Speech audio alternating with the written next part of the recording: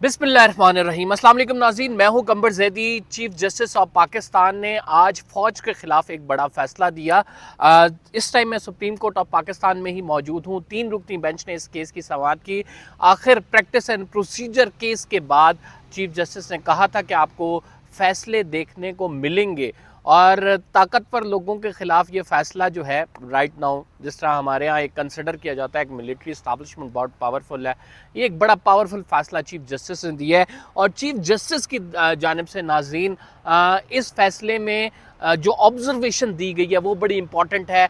इदारों के इख्तियारात और उनकी हदूद के हवाले से चीफ जस्टिस ने फ़ौज को क्या पैगाम दिया है ये हम आपको इस वीलॉग में बताएंगे। साथ साथ दूसरी चीज़ जो है वो लाहौर हाई कोर्ट से एक फ़ैसला आया है और वो तहरीक इंसाफ के हक़ में है। वो कौन सा फ़ैसला आया है लाहौर हाई कोर्ट से वो भी ज़िक्र करते हैं आपको कि उसमें किस तरह से रिलीफ दिया गया है। एक और चीज़ जो आज हमने डिस्कस करनी है वो बेसिकली है कि इंतखाबात का जो माहौल बनने जा रहा है, इमरान खान ने फ़ाइनल पैगाम दे दिया है और इमरान खान अपने इस फ़ाइनल पैगाम में बात कर रहे हैं कि किस तरह से इंतखाबी मुहिम रन की जाएगी और किस तरह से आगे इंतखाबात में वो अपने कैंडिडेट्स खड़े करेंगे। तो ये 3 स्टोरीज़ आज इस व्लॉग में हम शामिल करेंगे।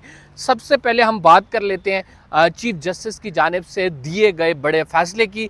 चीफ जस्टिस ने आखिरकार जो एक्सपेक्ट किया जा रहा था कि काजी जस्टिस काजी फ़ाइज़ ईसा किसी के प्रेशर में नहीं आएंगे और वो फ़ैसले करेंगे बड़े धड़ल्ले के साथ, तो वो आज जो एक कैंटोनमेंट बोर्ड का प्रोफेशनल टैक्स है नाज़रीन, कैंटोनमेंट बोर्ड्स मुल्क में 50 से कैंटोनमेंट बोर्ड्स हैं और वो जो है मुख्तलिफ वहाँ पे जो शॉप्स होती हैं, वहाँ पे जो लोग प्राइवेट लोग या कारोबार कर रहे होते हैं उनसे एक प्रोफेशनल टैक्स लेते हैं और वो लाखों करोड़ रुपए टैक्स लिया जाता है। उसके हवाले से जो है दरख्वास्त आई थी, सिंध हाई कोर्ट ने उस पर फ़ैसला दिया था। फिर वो दरख्वास्त को चैलेंज किया गया वफाकी हुकूमत की जानिब से सुप्रीम कोर्ट में और सुप्रीम कोर्ट ने जब आज इस केस की समाअत की तो चीफ जस्टिस ऑफ पाकिस्तान ने फ़ौज के इदारे के हवाले से भी ऑब्जर्वेशंस दी। क्या ऑब्जर्वेशन दी? चीफ जस्टिस ने कहा कि हर इदारा जो है वो वापस अपने हदूद की तरफ आ रहा है, यानी वो सुप्रीम कोर्ट की बात कर रहे थे कि हम जो है अपनी हद में रहेंगे, हम अपनी हद से तजावुज़ नहीं करेंगे। तो उन्होंने कहा लिहाजा दूसरे इदारे भी इस पर नज़र सानी करेंगे, इस पर गौर करेंगे, हर इदारे को अपनी हदूद के अंदर रहना चाहिए। दूसरा चीज़ जो है वो फ़ैसला है चीफ जस्टिस ऑफ पाकिस्तान का। प्रोफेशनल टैक्स बेसिकली ये जो 50 मुल्क में कैंटोनमेंट बोर्ड है ये लेते थे, इनके टैक्स को चैलेंज किया गया कि आप ये टैक्स क्यों लेते हैं, आपका तो दायरा कार ही नहीं है टैक्स वसूली करने के हवाले से, आप करोड़ों रुपए का टैक्स ले रहे हैं। सिंध हाई कोर्ट ने इसके हक़ में फ़ैसला दिया कि ठीक है, कैंटोनमेंट बोर्ड का टैक्स लेना नहीं बनता और ये जो है टैक्स लेना लोकल गवर्नमेंट, वहाँ के वफाकी जो सूबाई हुकूमत है उसका काम है। आज सुप्रीम कोर्ट में ये जब केस आर्ग्यू हुआ तो chief justice Pakistan justice Aminuddin Khan और जस्टिस अतहर मिनल्लाह थे, 3 रुकनी बेंच इस केस की समाअत कर रहा था। चीफ जस्टिस ने इस ऑब्जर्वेशंस के साथ जो फैसला सुनाया है उसमें फ़ौज को टैक्स यानी कंटोनमेंट बोर्ड को टैक्स लेने से मना कर दिया है और कहा है कि आप जो पहले टैक्स लेते रहे हैं वो भी वापस करें, बल्कि जुर्माना भी किया है। चीफ जस्टिस ऑफ पाकिस्तान का ये कहना था कि किसी तौर भी जो है वो कैंटोनमेंट बोर्ड को टैक्स नहीं लेना चाहिए।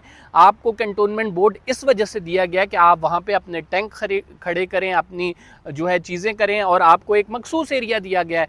वहाँ पे कमर्शियल सरगर्मियाँ क्यों हो रही हैं और वहाँ पे शादी हॉल्स बनाए जा रहे हैं, वहाँ पे मार्केट क्यों बनाई जा रही हैं। अटॉर्नी जनरल ऑफ पाकिस्तान ने इस केस को डिफेंड किया और वो कह रहे थे कि सिंध लोकल बॉडीज़ एक्ट के तहत जो है कैंटोनमेंट बोर्ड टैक्स वसूल करता है, लेकिन चीफ जस्टिस ऑफ पाकिस्तान ने कहा नहीं, आइन के आर्टिकल के तहत जो है ये इख्तियार वफाकी सूबाई हुकूमत का है। सूबाई हुकूमत, सिंध सूबाई हुकूमत को ये टैक्स वसूल करना चाहिए। लिहाजा चीफ जस्टिस ने एक तो टैक्स जो कैंटोनमेंट बोर्ड वसूल कर रहा था उसको वापस करने का भी कहा जितना अभी तक वसूल कर चुका है, दूसरा उन पर जुर्माना भी किया कि और कहा कि आइंदा से ये टैक्स वसूल नहीं किया जाएगा। वफाकी हुकूमत ने ये जो आज बड़ा फैसला दिया गया है इसको चैलेंज करने का कह दिया। चीफ जस्टिस ने साथ ऑब्जर्वेशंस भी दी हैं कि कैंटोनमेंट बोर्ड सिर्फ वहाँ पे कमर्शियल सरगर्मियों के लिए नहीं होता, ये फ़ौज को एक जगह दी गई है ताकि वो वहाँ पे अपने मामलात को देख सकें, अपने इक्विपमेंट और अपनी व्हीकल्स वगैरह जो उनकी खड़ी होती हैं उस हवाले से बात की गई है। अच्छा जी नाज़रीन, इस फैसले के बाद जो है वो राइट नाउ हुकूमत कह रही है कि वो इसकी अपील में जाएगी और ये एक बड़ा फैसला कंसिडर किया जा रहा है। प्रैक्टिस एंड प्रोसीजर एक्ट के बाद चीफ जस्टिस ऑफ पाकिस्तान ने जो पहला आप ये कह सकते हैं बड़ा फैसला सुनाया है, वो बेसिकली मुल्क के सबसे ताकतवर इदारे के ख़िलाफ़ सुनाया है। दूसरी चीज़ जो मैंने आपको इस व्लॉग में बतानी है वो पीटीआई ने नाज़रीन कल एक रैली की अपील की थी। वो रैली आज निकलनी थी इस्लामाबाद प्रेस क्लब के आगे से और फ़लस्तीन के उन्होंने हक़ में निकालनी थी ये रैली और वहाँ पे क्राउड गैदर होना था, लेकिन उसकी इजाज़त डीसी की जानिब से नहीं दी गई। इसी तरह पीटीआई ने लाहौर में जलसा करना था लिबर्टी चौक पे, क्योंकि इलेक्शन मुहिम स्टार्ट हो रही है, उसकी इजाज़त भी नहीं दी गई। अब उस मामले को चैलेंज किया गया। राहील कामरान शेख साहब जो हैं जस्टिस लाहौर हाई कोर्ट के, उन्होंने फ़ैसला दिया है। पीटीआई ने चैलेंज किया था कि लिबर्टी चौक पर जलसा नहीं करने दे रहे। फ़ैसले में उन्होंने ये बताया कि अगर पीटीआई को लिबर्टी चौक पर आप इस वजह से जलसा नहीं करने दे रहे कि वहाँ पे सिक्योरिटी खदशात हैं, तो ये जो दूसरी एप्लीकेशन दायर करें दूसरी जगह की, तो आप वहाँ पे एप्लीकेशन सुनकर 72 घंटे में फ़ैसला करें। जस्टिस राहील कामरान शेख ने जो रिमार्क्स दिए हैं उसमें यह कहा है कि अगर पीटीआई जलसा लिबर्टी चौक पर नहीं कर सकती तो इसका मतलब है कि किसी भी मुल्क की सियासी जमात को उस लिबर्टी चौक पर जलसा करने का इख्तियार फिर हासिल नहीं है, क्योंकि सिक्योरिटी खदशात तो सबके लिए हैं। तो लिहाजा आपको पता है कि इस टाइम राइट नाउ जो पीटीआई को रोका जाएगा, चूँकि वो इलेक्शन मुहिम में अब आपको पता लग रहा है कि मुस्लिम लीग नून जलसे कर रही है, नवाज शरीफ साहब आने वाले हैं, मुतहर्रिक कर रही है कारकुनान को, पाकिस्तान पीपल्स पार्टी जलसे करने लगी है। तो पीटीआई ने भी अपने कारकुनान को मुतहर्रिक करने का सोचा। इमरान खान ने रिसेंटली पैगाम भिजवाया था कि वकला को चाहिए कि वो आगे आएँ और वकला इस कैंपेन को लीड करें कि इलेक्शंस आ रहे हैं, और उन्होंने कहा कि मैं उन्हीं को जो है वो टिकट भी दूंगा।